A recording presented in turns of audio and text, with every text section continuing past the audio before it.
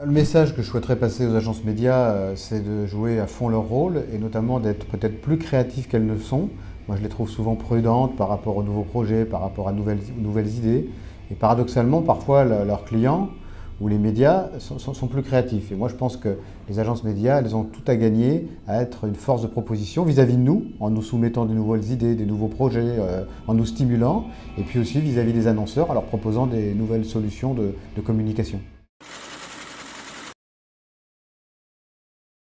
L'année 2012 aura été une année tout à fait exceptionnelle pour l'actualité, que ce soit l'actualité politique qui a bénéficié à BFM TV, à RMC, à BFM Business, pour l'actualité sportive qui a bénéficié particulièrement à RMC avec la Coupe d'Europe de foot, ensuite les Jeux Olympiques où on a couvert l'intégralité des Jeux Olympiques d'une façon tout à fait exceptionnelle. Donc 2013, ça va être une autre histoire, mais bon, même si l'actualité n'est pas programmée, elle nous surprend toujours et donc on aura une année 2013 qu'on saura aussi exploiter pour nos médias. Aujourd'hui, l'étude qui est utilisée par le marché est la 126 000 médiamétrie, ça veut dire qu'il y a 126 000 interviews par an. Or, cette étude, si elle est tout à fait fiable, aujourd'hui, nous on la considère obsolète.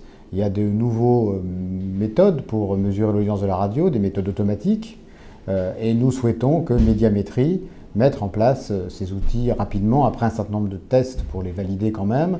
Mais comme aujourd'hui ces outils sont exploités aux États-Unis, dans le nord de l'Europe, en Angleterre, il n'y a aucune raison que ça ne marche pas non plus en France. L'intérêt de ces outils, c'est plutôt que d'interviewer 126 000 personnes et de leur demander de se souvenir de leur comportement radio quart d'heure par quart d'heure sur les 24 dernières heures. Un outil, notamment à travers le smartphone, qui permet d'enregistrer tous les comportements radio, voire télé, de l'auditeur ou du téléspectateur, c'est bien plus fiable, c'est bien plus précis et nous on pourra beaucoup mieux l'exploiter commercialement. On pourra dire, regardez, sur une course de Formule 1, nous triplons l'audience un dimanche après-midi par rapport à un dimanche normal. Elles sont noyées dans l'étude trimestrielle qui, si elle donne une tendance, est une étude qui aujourd'hui n'est pas à la hauteur de ce que propose la télévision ou ce que propose Internet. Donc oui, il faut bouger pour mettre en place rapidement l'audimétrie.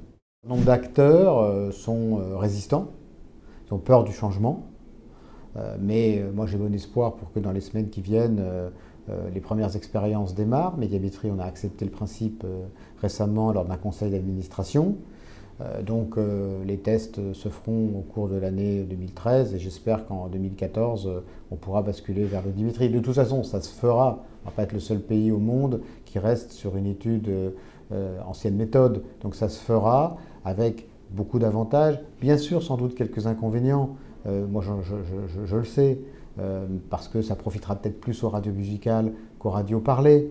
Mais j'ai confiance aussi pour que les annonceurs, leurs conseils, sachent qualifier l'audience. Et c'est sûr que l'audience d'une radio musicale dans un hypermarché, c'est pas la même chose qu'une radio d'information dans une voiture. Donc sur le fond, je pense qu'on a plus à gagner qu'à perdre. Et de toute façon, le média radio doit bouger face à l'émergence de tous les nouveaux médias. On va être sur un créneau qui n'était pas pris sur la télévision gratuite, celui, je dirais, du documentaire et au-delà du documentaire de ce qu'on appelle non-fiction, donc tout ce qui n'est pas de la fiction, un univers où nous ne souhaitons pas aller parce que de concurrents très puissants réussissent parfaitement. Par contre, dans l'univers de la télévision du réel, c'est le documentaire et au-delà du documentaire, tout ce qui touche au vrai, il y a plein de choses à faire. On va avoir une ligne éditoriale très claire, très facile à identifier pour le téléspectateur et moi je suis confiant dans le prochain succès de cette chaîne qui sera une belle opportunité pour les annonceurs parce qu'elle va être très qualitative, très CSP+, beaucoup de très belles images, donc très valorisantes pour les écrans de publicité. Donc à l'image du succès de ces chaînes partout dans le monde, parce que c'est un créneau qui progresse beaucoup plus que les autres actuellement, eh bien je suis confiant et je me réjouis qu'on puisse lancer au sein de Next Radio TV cette chaîne RMC Découverte dans quelques semaines. Ce qui nous inquiète concernant France Télévisions, c'est effectivement les virages à 180 degrés. Il y a quelques années, on décide de retirer la publicité après 20 heures. Maintenant émerge l'idée de ramener la publicité après 20 heures. Alors je sais bien que le contexte économique est tout à fait particulier, mais je suis convaincu que ce serait une très grave erreur. D'abord, ça serait très déstabilisant pour les chaînes qui se lancent actuellement dans un contexte où il n'y a pas de publicité après 20 heures.